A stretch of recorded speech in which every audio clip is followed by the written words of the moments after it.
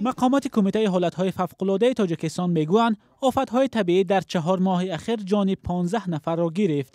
تنها در بارانگیری‌های 10 روز اخیر 5 نفر به هلاکت رسیده است.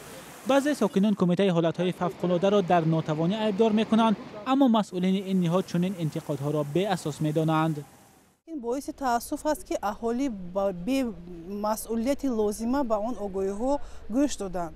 سبب اساسی به مرگ دچار گشتن در مدت اگر ما هفته 10 روزه اخیر را گیریم، پس در حالت‌های فوق‌العاده 5 نفر شهروندان ما به هلاکت رسیدند.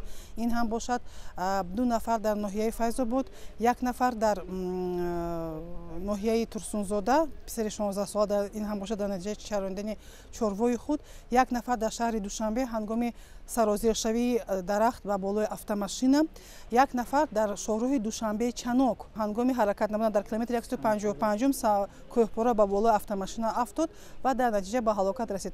باید قضاوت کنیم همه حالت‌هایی که رخ دادن این مگر به عیب کمیته حالت‌های فوق‌العاده است. ما آگاه ساختیم که در همین روزها از چرانیدن این چاروا در نزد رودخانه‌ها در چراگاه‌های کوهی منع کرده شود. این حرف مسئولین کمیته حالتهای فوق‌العاده در روز صدا می‌دهد که عربستان سعودی به نجات دهندگان تاجیک 5 ماشین مخصوص تقدیم کرد. مسئولین کمیته حالتهای فوق‌العاده میگویند تا آخر ماه اپریل خطر بارانگیری‌های شدید و فرآمدن کوهپاره در کشور بلند است و ساکنان باید از احتیاط کار بگیرند.